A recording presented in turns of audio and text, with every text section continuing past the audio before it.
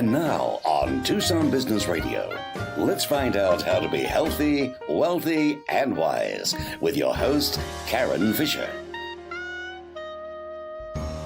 Good afternoon. I am Karen Fisher from Tucson, Arizona. I am with Summit Funding as a senior loan officer, and welcome to this month's edition of our radio broadcast, Healthy, Wealthy, and Wise. We are broadcasting from the Tucson Business Radio X, which is located out of our studio in the Stewart Title Building, and I have two fabulous guests on my show with me. First of all, I am Karen Fisher. I am a senior loan officer with Summit Funding. I'm a residential mortgage loan officer, and because of all the new rules and everything like that, I am actually a number, and my number is 180167. That's my NMLS number. But with me are two fabulous guests. I'm just going to introduce you. I'm going to start at the end, and we've got Cynthia Knight, who is a certified executive coach and a consultant. She has a lot of HR experience. She's helped anywhere from small to mid-sized businesses, definitely as far as individual and team performance. We had the honor of meeting more than a decade ago through a mother-daughter organization called National Charity League, which was really fun. It's still involved in it, as we're sustainers now, which means we party. And with your experience as far as for leadership development and all of the different roles and the different things that you've done, we've got lots and lots of information about your resume, but I just want to welcome you. Thank you. I'm delighted to be here and very honored. Thank you. It is a lot of fun. We're just going to have some fun. We're going to make our listeners healthy, wealthier, and wiser. And then I have Andrea McCulley, who is the proud owner of A&R Massage. She's a licensed massage therapist, has owned her own business for better than 10 years. She actually is, I've had the honor of knowing her for several years as well, and have actually witnessed some of the things that therapeutic massage has been able to do, and people that hadn't been able to move, and her story is pretty profound. So thank you. Welcome. Thank you for having me. Welcome. Well, we are just going to have some fun. Our listeners just love as far as the information. So we're not going to go round robin. This is popcorn. This is definitely a conversation. But I both of you are you own your own businesses, and I would just love to find out that impetus of what led you to start your own business. Like, why not just go be an employee? Or as they say, get a job, which the job is an acronym for just over broke, but that's another story. Well, I had the opportunity to kind of sit back when I left last position and really look over my career and say, what have I enjoyed most? And I really thought that it really was coaching. I enjoy coaching people to be better, to realize their dreams, their goals, get better results. So I investigated executive coaching programs, found one that resonated with me, and completed that, pursued my certifications, doing a lot of mentor coaching and peer coaching to build up my hours of coaching. To get your credential, you have to have 100 hours, at least the entry level. Over and above your resume of the things that you'd already done professionally. Wow. Right, wow. right. I didn't... Yeah, absolutely. So that part is very exciting. And starting a business was new, but I was excited to learn something new and learn, from getting a business license and just all the basics of having your own business. It's huge, and some of the things that happens as far as the interesting thing for me, no matter what we are, because in addition to being a loan officer, my husband and I also own a business. I have a separate business on top of that, so our accountants love us with the multiple schedules and things like that. But being good at what you do versus owning a business and being a great business person can be two different things. You could be that's the infamous book, The E-Myth Revisited by Michael Gerber. You could be the world's greatest baker, but if you don't know how to run your business and you're not taking care of the basics such as accounting and all of those other necessities, doesn't mean you have to be perfect at that, but you've got to know what you're looking at. So, or know somebody who knows or what they're looking knows. at. Yeah, absolutely. Yeah. So Andrea, you are, I know as far as with your history, one of the things that you did is you actually, instead of just going and working for a company on your own, you actually started your own business right out of the gate after being licensed as a massage therapist. Well, also, can you just share your story? I know it personally, but I want you to share your story as why you became a massage therapist and what you've seen it do for some of your clients. Well, it's kind of funny to me because I was a dog groomer before I was a massage therapist for 17 years. And I was so into the animals and the dogs. I got to the point after 17 years where working for a corporate company, I was starting to kind of burn out. It happens, and so I just was thinking back to when I was younger and what did I want to do? Did I want to follow someone else's rules? It's kind of funny. Oh. Anyway, yeah, so I just decided straight out of school that I wanted to do kind of what I wanted to do. And I didn't want to be overworked. I wanted to be able to do it for a long time. I discovered that I actually liked people. Whereas when I was working with dogs, I was not thinking that I liked people. How sad is that? Oh my gosh. Is it just because of maybe when you were working under corporate as that you had to get them in and out a certain period of time? You did. You had to do 3 dogs in 3 hours, and you had to do everything else that was piled on, answering the phones and all of that stuff. And there was a lot of pressure there. So, one day after 17 years, I just said, toast. Enough. Toast. Yeah. I just was like, okay, this is enough. So what is the most relaxing thing I can think of doing? Because I was tired of the time crunch and the stress. I still to this day sometimes have dreams about the stress. Oh my gosh. Of being under those 10 years later. Yeah, I know. Crazy, right? Well, and then the other thing is, I know with your mom that you made that's the change that you made in her health it's really amazing. Yeah, I'm the only person she'll let touch her. She's very modest. That generation tends to be very modest, and she just won't do it. In fact, I'm going to see her in April, and guess who's getting a massage? That is fantastic. Yeah, but I started as a kid, young, really young. I don't even know how young I was, but my mom was a single mother, and she worked long hours in a courthouse as a secretary, and back and forth. And she wore stiletto, maybe not stiletto, but very high heels. 5-inch heels. A stiletto. Yeah. And they weren't even the ones with any strap or anything. So her toes are holding those puppies on her feet.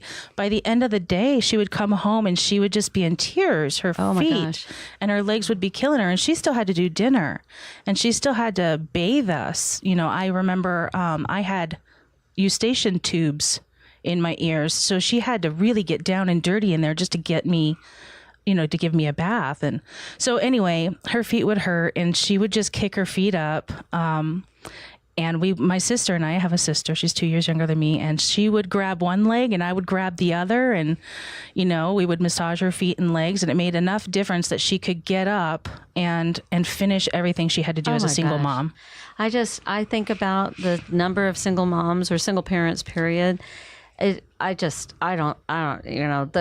There's a plan that you got to have 2 people. I'm just telling. And my brother-in-law says the kids should not outnumber the parents. So that's a good plan.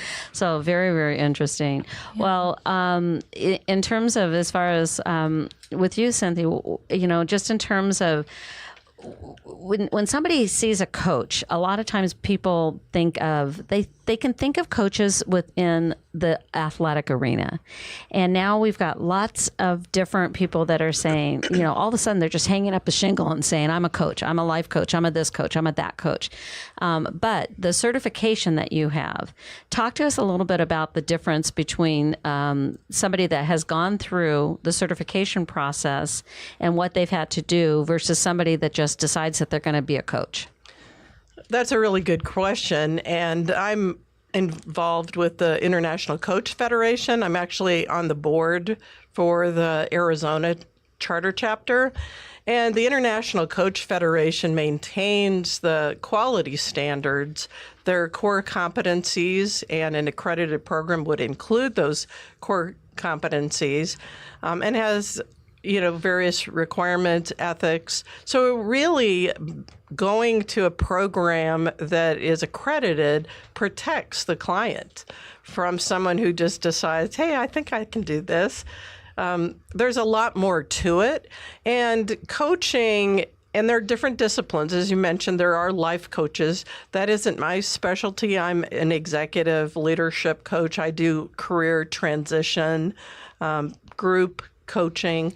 But, there are different, everyone has kind of their own niche based on their passion and their experiences. Kind of back to your question, the certification, again, it's constantly continuous growth and improvement in terms of professional development requirements. The one thing I was going to just mention, because it's often misunderstood, is coaching is different than consulting and in therapy. In therapy, you're looking back, and coaches are not therapists. We would refer someone that needs to do that type of work to a licensed therapist. And a consultant, on the other hand, they're hired, and I also do consulting, because they're an expert. And so they provide advice. The beauty of coaching is that you come along someone who has the answers by using powerful questions and helping them gain insight into achieving whatever goal they set. I'll give you an example. I was coaching in a just 1 hour session. The woman she had a lot going on. She was in a doctoral program. She was in another academic program. She had a full-time job. Oh my gosh. And was starting, thinking about starting her coaching business. And so she was experiencing overwhelm, which you can only imagine with that type of a schedule. And so in the course of a 1 hour coaching session, my not providing her with, this is what you need to do. I didn't provide advice. I asked her the questions. She was able to find 12 hours in 1 week. Oh, that's huge. Which is huge for, someone that's kind of getting stressed out because of schedule. But that's just a simple example in a 1 hour session. Typically with leadership engagements, you might be working on behavior change. Typically, it's 6 months to a year. Sometimes you're just coming alongside. I have a client I work with who often it's focusing on maybe a challenging direct report, maybe a some change that was introduced or she wants to introduce, or just strategizing on how to present an idea to her superior. And so it's, again, just helping through the question process your client gain insights and really develop confidence in what they would like to do to move forward, because it's all about moving them forward toward the goals they want to accomplish. Well, one of the honors that I have is that our company, so Summit Funding we're a very large company. We're about $4 billion a year. We're in 40 plus states. But the founder of Summit Funding, who's been a long-term dear friend of mine since 1992, so Todd Screama, who's the founder, and then his business partner, Rick Ruby, who is a minority partner in the business, they also own the Core Training, which is an industry-specific coaching program, very high-end, very high level, for top-producing realtors and loan officers. And up until just maybe within the past, I would say maybe the past just couple of years, have I actually seen other industries besides professional sports, besides acting, as far as the movies and the Hollywood, the only other coaching part that I had was what I was exposed to through the Core, which is it's unusual, and it's almost like I love one person telling me that it's like you've got somebody that's up in a hot air balloon and they're looking over the situation and they're able to give you some insight just because they're just not in the middle of it. Mm-hmm. And I think that and I'm real simplistic when it comes to, numbers. I love numbers, but I'm very black and white, very simplistic about it. It's like if the top income earners in the world, period, the end,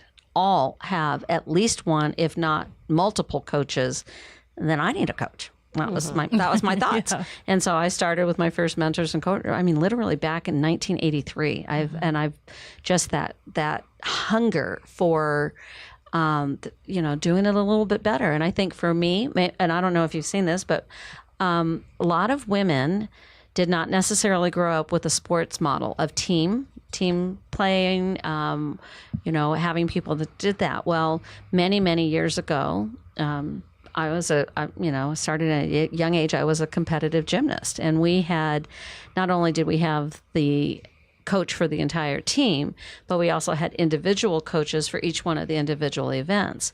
And it's interesting to me that that analogy is pulled forward into business, and to be able to have somebody that, and like I think of when you think of coaching, Michael Jordan knows how to play basketball, right? Right.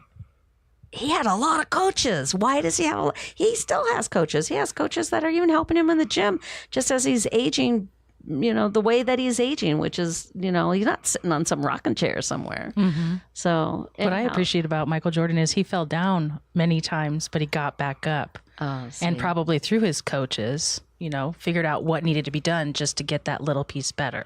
Well, wasn't even, I think the story, and I believe that this is true, callers should correct me if I'm wrong, but I do believe he was cut from his high school basketball team. He was actually cut from the team. Mm-hmm. Is that true? I've heard that as well. Yeah. But it is the powerful questions that you ask after a fail is, okay, now what? What's... how, or even looking at how does that make you feel? What do you want to do next? And really to get your client to think about, what is the next step, one step at a time. And that, really there is no such thing as failure. It's an opportunity to learn and to grow.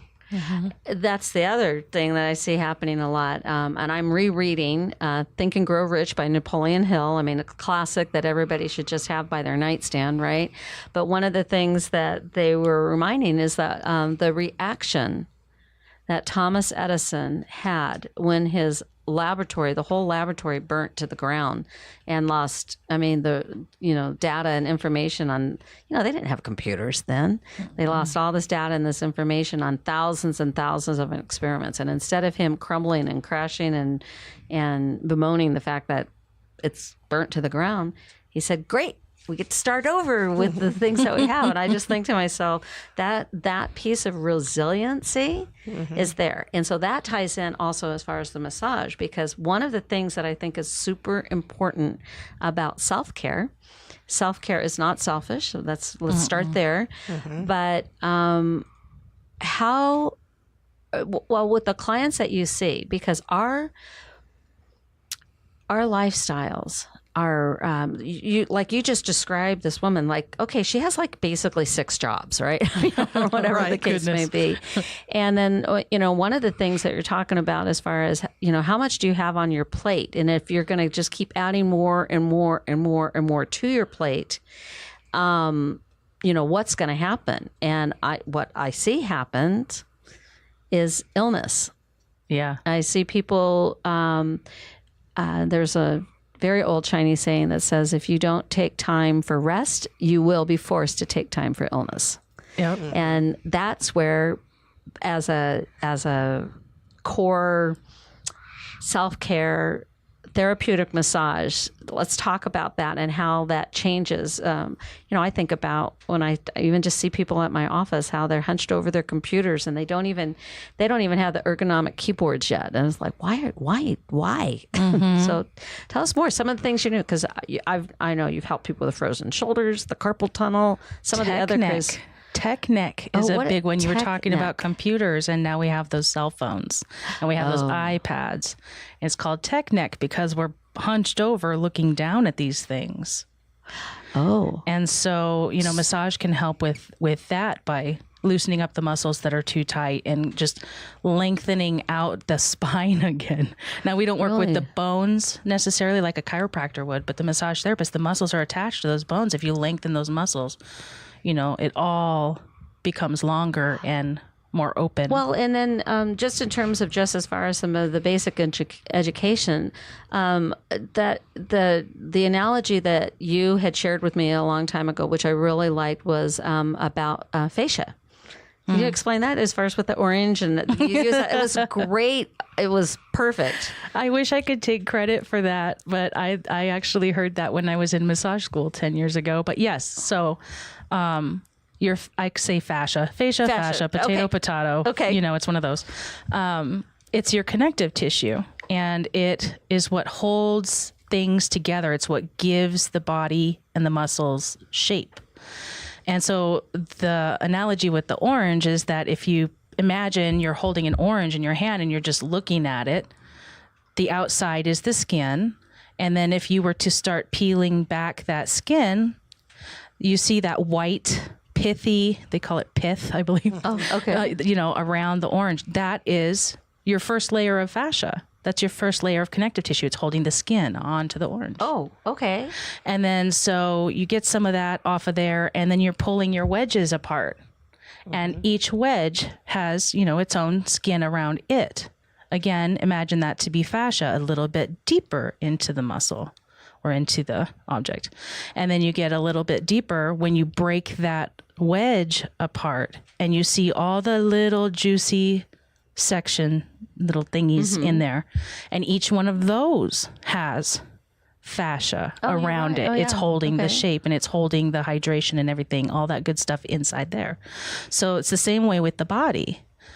Each layer deeper and deeper. We can, massage therapists, body workers, really of any type, can make huge advancements in a person's physical. So tell me what you mean when you say body workers. Body workers. You've got massage. You have. Well, there's massage therapy. There's so many of them. There's Rolfing, which works specifically with the myofascia or fascia. Body workers also include in my opinion, your chiropractors, your acupuncturists, really anybody who does some kind of manual therapy for the body. So laying on of hands kind of, okay. Well, you said laying on of hands. Yeah. That kind of takes me to the energetic side of things too. The owner of the center where I have my practice, Advanced Energy Therapeutics, she is an energy healer. And so, she's not getting deep physically into the body. She's a body worker who works with the energetic that has a deep, profound effect. And I've seen some, there's, the interesting part as far as the studies, there's so much that we don't know, and they're just starting to learn as far as the how the atoms are really worked together and everything like that. And here we're sitting around this table, as far as that, but it's really made up of atoms. It's not a table. It's everything as far as matters. Yeah. Matters. So, right. So what would be, when you talk about as far as your clients, so what is the, and I know that both of you are the best of the best in Tucson. So I want you to be sure, tell them how they can reach you. Well, they can go to your website, the Business Radio X website, or they can find me on LinkedIn, Cynthia Knight. And everybody butchers your name. I know that it is definitely Cynthia. It's Cynthi. Correct. Yes. Thank you. I love it. Yeah. Well, a little different. Unique. Yes. How did you get the name Cynthia? My mom named me that, and I always say it was kind of funny because she named me Cynthia instead of Cynthia, so I wouldn't get a nickname. And I have a brother who's 13 months older than me, and so it was always be nice to your little sister, and sis stuck. And so it's like, okay, so I have to explain why there isn't an A on my name because you didn't want me to have a nickname. And for many, many years, you were sis. I'm sis. That is funny. Yeah, so it was funny. I do have a website. It's winning-its.com. leaders.org. That's another way that people can see the kind of work that I'm involved in and reach me. Awesome. And Andrea? Well, how'd your mom name you, or did your mom name you? I think my name was going to be Renee, and then she saw me and she just loved the name Andrea. Oh, okay. And I didn't like it growing up. Oh, I didn't it's my because cousin's name. Was it? Yeah. Yes. Well, everybody called me everything but Andrea. They called me, Adriana, Andre, my favorite, Andre the Giant. That was my tease when I was growing up. So you were so tall that would, not. Oh my goodness. And then my last name was Rose, so I got Andre the Giant, not smelling like a rose. It was just like whatever. They don't give you, Kids can be mean, but I didn't let that stop me. So anyway, they can find Andrea McCauley at ANR Massage. That's ANR Massage. Not A&R Massage. And my website, I mean, if somebody were interested in getting more information about me or even booking online, a lot of my clients find that to be very convenient. It's www.anrmassage.com. One of the things that I love is that I know your regular business hours, because you work with a lot of professionals. I do. And a lot of your, in your business hours, you've got regularly scheduled Saturday and Sunday hours. I do. And you take off time during the week. And it is such a gift because there are a lot of people I know that, executives, business people that really need that help. They work so hard during the week. You've got to be there for them if you're in this kind of business. Well, you're there that's for your mindset. people. That's why you're so awesome. So, yeah. So, in terms of in terms of that continuing education, there is a lot that you take, and I know you invest in a lot in continuing education. I want to hear, we've heard a little bit about what you've done as far as the certification process, but tell me more about your education piece. My education was 750 hours, which was to equal about a year. However, it was about a year and a half for me because we started with 11 people, which is already small. Kind of a small class anyway. Yeah. I went to Cortiva here in Tucson. Oh, it used to be good. called the Desert Institute for the Healing Arts. Yeah. So I was very blessed to have, it was right in that transition when they sold. So I was very blessed to have some of the best teachers, instructors in this place. But anyway, 750 hours. So we started with 11 people. We ended that first quarter with only 4 people. Wow. 4 people. And so the school asked us if we would mind, holding back a quarter. And at first I thought, well, that stinks. But then it turned out that, oh my gosh, I got all that extra time to practice. I got all that extra time to study. I mean, I was serious. I was not going to be doing dog grooming anymore. And so, I meant it. And, I got time to practice. I got to sit in on the other classes. And so I just gleaned all of that information. And I really think it's been helpful for me. Well, and you're trained in several different types of massage. Some is like just pure relaxation. I don't know what that, you tell me what that is. Swedish. Okay. I was going to say, but I'm like, I am not an expert. So. That's okay. Yeah. Swedish massage is more of the relaxation, the long, flowy, slow, dreamy. I love that. I also love deep tissue, because that gets things worked out, and it also releases a lot of endorphins. So I personally, in my business, like to marry the two. Oh, okay. Because I do love the spa, atmosphere. I love that. I love that face and scalp and feet, and I can feel it right now as I'm saying it. Oh, anyway, but I also love the other. So anyway, continuing education, getting back to your question, I've taken things like myofascial release. That's very important to what I do for deep tissue. And I believe very much in the fascial system. So that's been very helpful. I just recently completed kinesiotaping. I don't know if you guys are familiar with kinesiotaping. Is that what you see on some of the athletes? Yeah. Okay. If you watched the Olympics in the last, I don't know, 10 years, you'll probably see people with the colored tape around their elbows or around their knees and various places. And it's just amazing stuff. It's a great way to continue the massage or to alleviate pain. It just, the taping and the way that it's applied distracts the mind from the pain cycle that it keeps receiving. And it can completely, or, partially at least, alleviate pain and decrease swelling, and it's amazing. That is huge. What type of it seems to me, just being around a lot of people, it seems like within our society, and I don't, maybe this is unique to the United States, maybe not, but it seems that we have a lot of people with a lot of back and shoulder and neck problems, almost more than anything. And part of it is I think part of it is too much screen time, literally sitting in front of our computers all the time. I drive my team nuts because I've got a wireless headset. I do not crick my neck with the phone. I wear a wireless headset. Good. And then I'm always I pace. I like, I'm very low energy. No, I am not. I'm very high energy.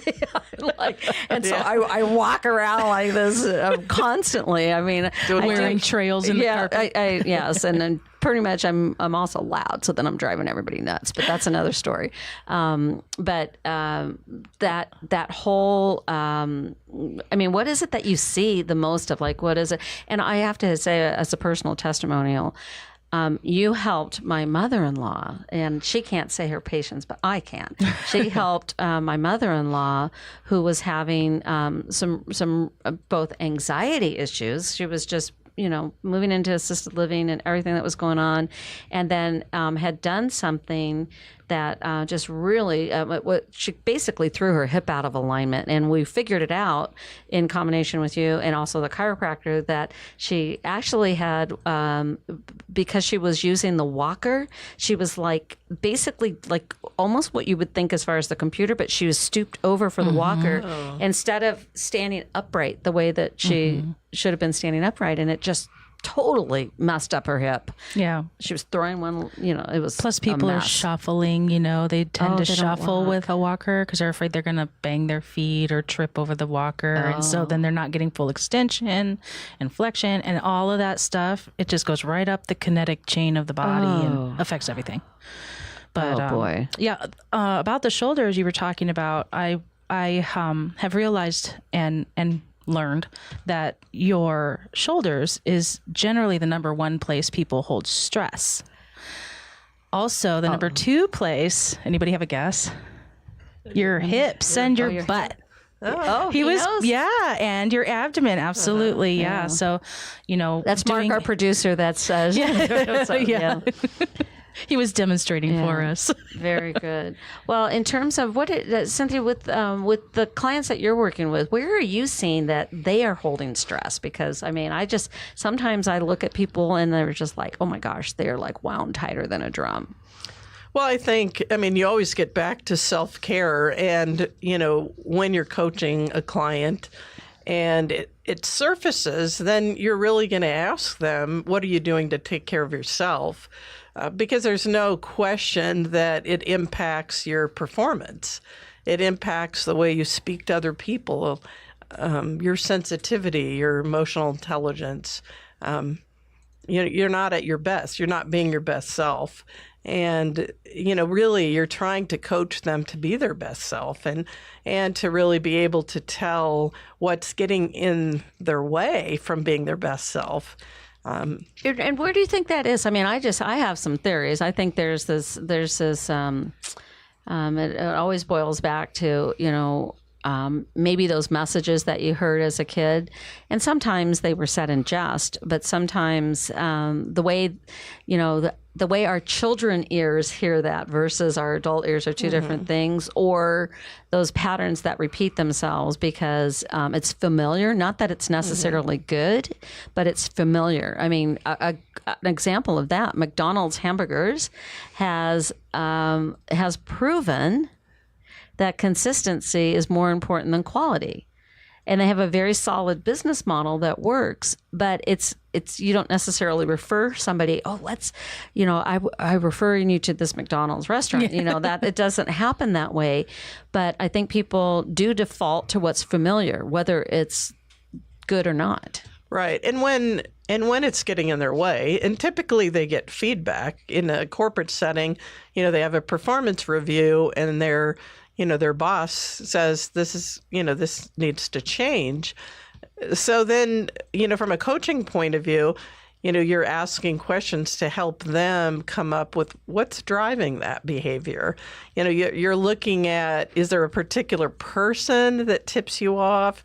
It could be something that, well, this person that I seem to, get stressed and I say the wrong thing or use the wrong word choice, they remind me of someone, and it's someone they didn't like. And once they realize, what it is, you can, kind of move forward from that. But you're exactly right. There are things from one's childhood, we call them limiting beliefs, all the things that hold you back. I don't think I can do it. Yes, you can do it. You make a decision to do it. And trying to get a client to uncover what are those limiting beliefs that are preventing you from achieving, what you're trying to do. It's an exciting process as you see the discovery, and your clients, have insight into, kind of what's driving them toward success and, where they, in a sense, get in the way of their being successful. I think that's huge. And then when you're working, especially with executives, you typically, let's say it's an executive that's in a corporate environment, they oftentimes have a boss above them and then they have subordinates, and trying to navigate both processes. I mean, for me, I know that is one of the most difficult things ever because, as a mortgage loan originator, it's kind of crazy when you think about that every single residential loan throughout the entire United States, I sat down and I kind of counted the rolls. Bare bones minimum have 75 or more people that touch that file. Wow, that's a lot amazing. Of that. Mm-hmm. That is 75 people whose dog gets sick, whose computer crashes, who's just all of those things that are happening. And and then if you're dealing with human beings. Okay, they're not robots, they're not computers, and you're dealing with human beings. And one of the things on a personal basis that I have to be careful about is that if I'm getting stressed, like let's say a bunch of stuff's coming out there, how am I reacting to that? And everybody does.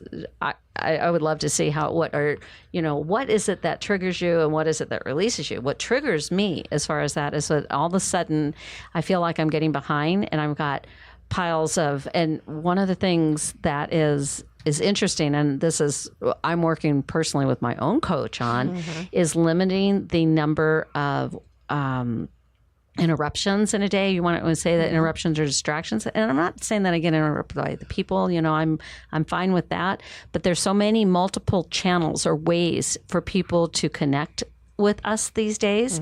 You got the cell phone going off, you got your landline going off, you got the email going off, and then people are saying, well, I sent you an invitation on Facebook, and I'm like, I am not on Facebook during business hours. I'm just not. Excuse me, I'm hiding for the day. And then all of these different things, and just when you think that you kind of got a handle on it, and you've kind of got that delegated to so that you're providing a high level of service, then there's a new way of communicating with you that it's like going to drive me nuts. And what's next? Well, and that you bring that up as what causes stress. I think that does is that people don't unplug enough and relax.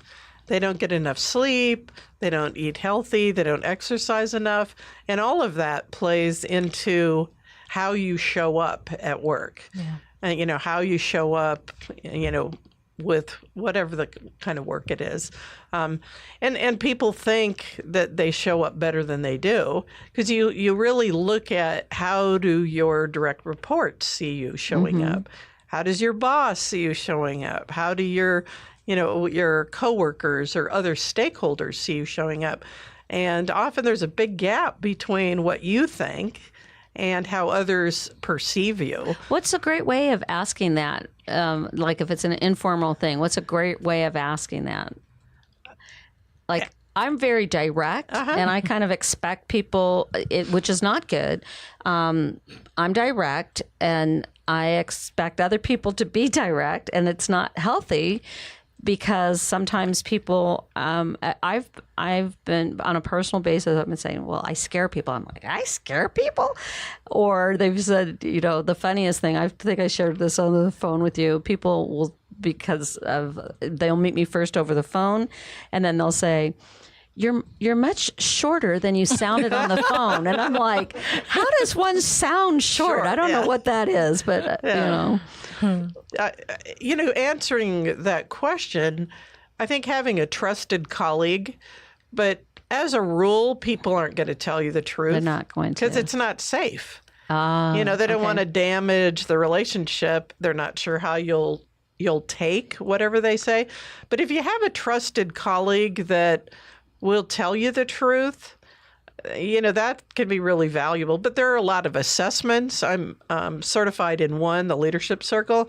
So then it's all anonymous. And so you get that feedback. And so then if you're coaching someone and you identify a gap area, you ask the client, what do you think that is? Why do you think that, they see your communication skills this way and you see it this way? And then give them time to really think about it and digest that. And then, you'll get maybe it was the time I was really in a rush and I barked at them instead of asked a question or, whatever. One of the things that we've instituted company-wide, and keep in mind, we're, I don't even know, 800 plus employees. We're a big company. And one of the things that our company instituted, this, for the listeners, this is a great thing if you can have this, is we call them pineapple conversations. And the pineapple conversation, we actually have little, little stuffed pineapple. I don't know, that basically promotional marketing things, and the little pineapples, and it says Summit Funding on it. And that the rules are within the company that if somebody wants to have a pineapple conversation, which is kind of prickly on the outside but sweet on the inside, that's the analogy. That it's very, very safe, and we've had to do that. And that's great. So it's like, I got to have a pineapple conversation with you. This is something, you said this, and this is what I heard. And the other piece that happens, tonal, email and text.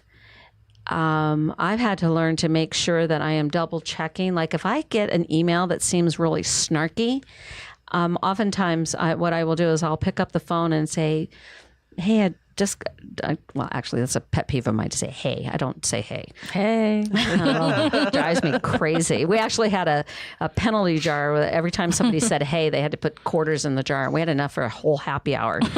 But I was say, I want to know, I got this email and it sounded like you were upset. It sounded like, and for them to say, no, I wasn't upset. I just got interrupted. I said, okay, that's fine.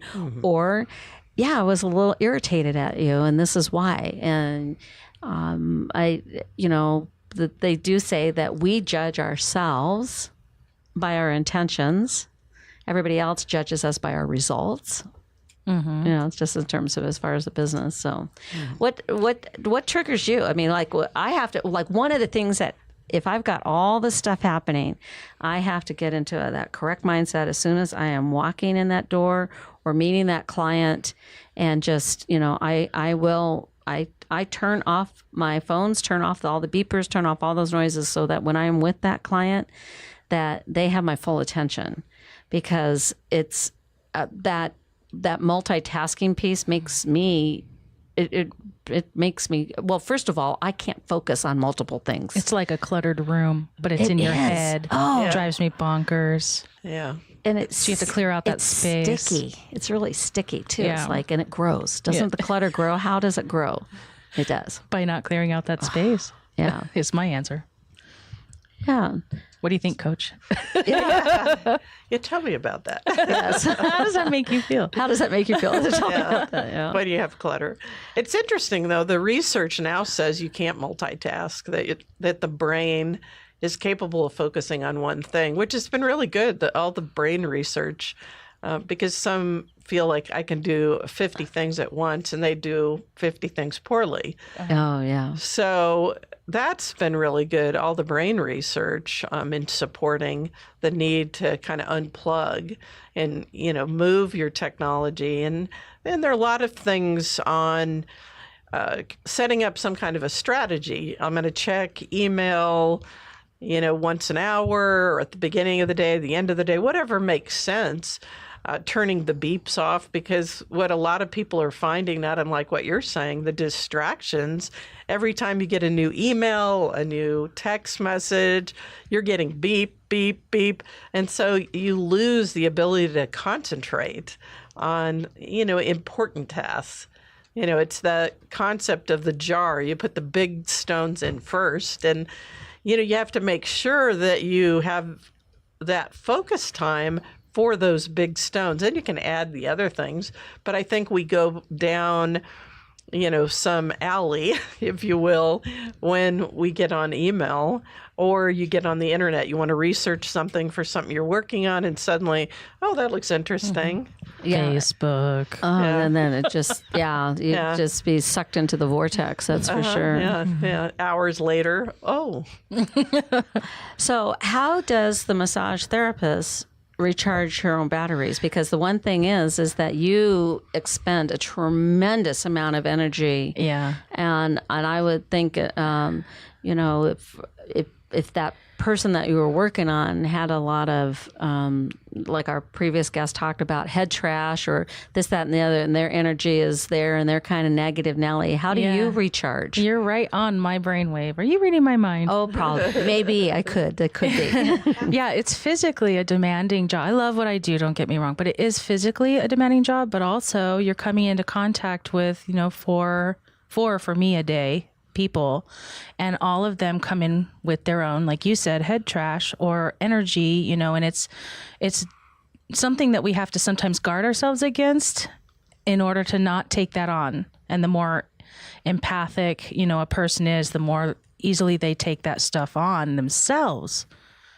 It's crazy. It's easy. Yeah. Even physically, I've taken on physical things from my clients before. Wow. That's crazy. But anyway, recharging. I know this is like crazy. You're never going to believe it, but I love to get a massage. Oh, I get one, sometimes 2 a week. And I love a pedicure. I love me too. all that kind of stuff. I love doing that stuff. I love a hot bath. Mm-hmm. Those are my top 3. But I have to unplug. My friend Lauren, she notices sometimes that what she calls turtling. She says, "You're turtling again." It's like my neck is out there all week, and I'm just like putting it all out there. And then when it's time for me to turtle, I just suck into my shell and I just kind of disappear. And so that's something I've been working on, trying to do. Well, and as just far not as that, turtle as much. Yeah. And it's funny because with Scott and I, my husband, a wonderful husband of 37 plus years, but Scott and I, so he'll go out and he travels a lot, both domestically and internationally for business. So he's out and he's on, and, it is nothing for him to be in 5 different hotel rooms and 5 different nights and the cities and the travel and always on. And so for him, he recharges his batteries best by kind of being alone time at the house, this type of thing. Me, you guys already know, I recharge my batteries of let's go have a party. I want to be around people as far as that. And I do on a personal basis, I do a tremendous amount of reading. It's crazy how many I typically have on a personal basis anywhere for as few as 5, but as many as 20 books going at any given time. And it just depends on what my mood is. People say, well, how do you keep track of it? Well, it depends on, I don't know, do I want something light and fun? Do I want something serious? Do I want something about exercise? Whatever the case may be. So, Yeah. And you always have great information to share with people too. This is why I love. This is why I'm doing this show. Is because I just want to connect people to the resources, particularly in Tucson, that are. I mean, they can come and see you face to face, right. To connect with you and to grow their businesses and things like that. Because on a personal basis, my passion is to, and yes, as a mortgage loan officer, what I do is connect people to money. But really, as a person, I connect people to resources. I'm forever saying, you need to know so-and-so and you need to know, and our daughter, Allison, she's done a lot of this brain research. She's getting her PhD and she's getting her doctorate in mathematics with an emphasis in computational neuroscience. So she has sent me some of this information. And you just brought up about the multitasking. She had shared that with me. Yeah, interesting. It's like really interesting information about that. And then, so I just want to, you guys are going to be shocked when I tell you this. We're almost at the end of our hour. Oh, wow. Nobody ever believes Just getting it. started. Nobody ever believes it. So we've got some few minutes, but I want to give some people some really, really key takeaways. One of the things that I know that stresses people out a lot in our society is money issues. Money issues and credit and not understanding how the credit system works and things like that. And for a lot of the executives, particularly female executives, they have, they call it the imposter syndrome. I don't know if you've heard that terminology, where they are out and they're getting the awards and they're doing all of these things. But behind the scenes, they're like, if they only knew that I bounced a check this month or, or whatever the case may be. Are you, you're laughing? She's laughing. I've spoken with my own mentor about this in a session with her, Mega, the owner of the center where I'm at. Yeah. Oh, man. And so, so what is it that you think that when you see people, like, I just sometimes wish they could just see themselves through my eyes. Like I see my clients, and they're like, they don't think that they are good with numbers. I'm like, yes, you are. You're good with numbers and I can help you with that, or they don't think that they deserve to be in a safe home. One of my greatest joys was helping a client just at the end of last year. Never in a million years did she ever think she would own a home. Oh. Ever. She was in her 60s and buying a home on her own for the very, very first time. And good for her. It's exciting. Super exciting. And now it's cute because she's telling me about, Tucson has a lot of weeds right now with all the rain. So what do you think about that? Are you seeing people, that whole imposter thing, or what's stopping? I want to know what's stopping you from blowing up. Well, I think that whole imposter, there are definitely colleagues in the coaching arena that focus on women and that struggle with imposter. But really, the imposter syndrome is just another limiting belief because it isn't always a physical thing like you're suggesting. Sometimes they think way less of their capability. And so it gets into why women ask for less, men ask for more, women ask for less because they don't feel that they're worth, X number, whatever that is. And so coaching them to have the confidence and really to think about numbers in terms of growing your business or whatever the case might be. One thing I was going to say, though, with all the negativity, a lot of people suffer from that. Is I just heard on a webinar yesterday, and it was a great suggestion. It was so simple. It's to start your day with gratitude. Think of 3 things you're grateful for, and then end your day before you hit the pillow. 3 things that you're grateful for. And what it does is you open, rather than start your day, woe is me, I have to do, and then also shifting your language from I have to I get to. It's a lot of coaching people to think differently. it's a privilege to get to do, whatever it is you get to do. But it's all in your perspective. And when you have a positive outlook, you have the I can do this. Oh my gosh. I think that I can attitude, and that's one of another just a statistic is that people that are immigrants to the United States are statistically, they are more likely to become millionaires than people that are born in the United States. And a big part of the reason for that is that we are the land of opportunity. And it does make me a little nuts when I hear people, don't get me going as far as with our servicemen in the military and things like that. But we are an amazing, we are so blessed to live in the United States.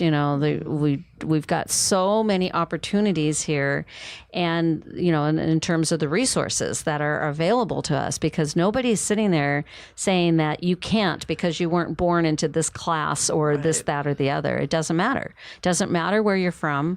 It doesn't matter whether you're male, female. Doesn't matter your race. Doesn't matter. None of that matters. What matters is, and yes, nobody makes it alone. You end up with having somebody that's going to help you. Mm-hmm. But I just want these connections. And when you think about it, with the radio show, we have the access for people to be able to contact us. And I want to encourage people, if they want to know something about their finances, they don't have to even be doing a home loan. If they just want to figure out some basic budgeting things. I volunteer. I teach both in the high school. I've taught at the U of A. I've taught at Pima College. I've been flown to South Africa to teach on finances, and I'm available for, I don't even charge people. Let's just have a conversation, because for me, I know on a personal basis, yes, I earn my living by closing home loans. That's what I do. However, it's not that, I could do a great job for you, but you may not ever need me again, or may not need me for 7 years, or whatever the case may be. So having those resources and being able, that's a tool. 3 positive things a day when you get up, and 3 things. And I would encourage people to, I don't know if you have a gratitude journal, but I have one that's, gratitude journal. And then one of the very, very top money earners in the entire lending industry is a gentleman that's out of Texas that I know. And he has this old little wrinkled Post-it note that is actually under his keyboard, and his keyboard, and under it says, he has written 3 times, I love my job, I love my job, I love my job. I'm just going to have fun today. And he says when he goes into the office, he literally is, anybody that knows him knows that he literally is mumbling, I love my job, I love my job, I love my job. We're just going to have fun today. I love my job, I love my job. So whatever that mantra for you. And then I just want to encourage people to don't let their tank run empty. That's why the massage, It help refill their tanks. High performance behavior. Yeah, that's great self-care. Absolutely. Yes. So I want to just, again, welcome you both to the show. This is a lot of fun. By the way, our listeners, this is the Healthy, Wealthy, and Wise Show, broadcasting live from Tucson Business Radio X. And we're actually located out of this fabulous studio in the Stewart Title Building offices. And I just want to say one more time, my name is Karen Fisher. I am with Summit Funding, and you can reach me. The best way to reach me personally is on my direct line, which is 520-447-2279. That's 520-447-2279. And then, Andrea, go ahead. Yeah, Andrea. Whatever is your preferred way of reaching you. Yep. Telephone is the way to go. 520-205-1918. Again, 520-205-1918. And then you prefer your website? Is that or what's your preference? What's the easiest? Well, I have a phone number as well, 520-276-8212. That's 520-276-8212. That's fine. Well, and thank you so much for both being my guests. I just love this. This will be sent, it'll be posted, it'll be up on the site, and then it can be forwarded to everyone. So there you go. Yay. Thank you for the Thank you opportunity. Yeah, Yes. Thank you so much. You're welcome. Mm-hmm.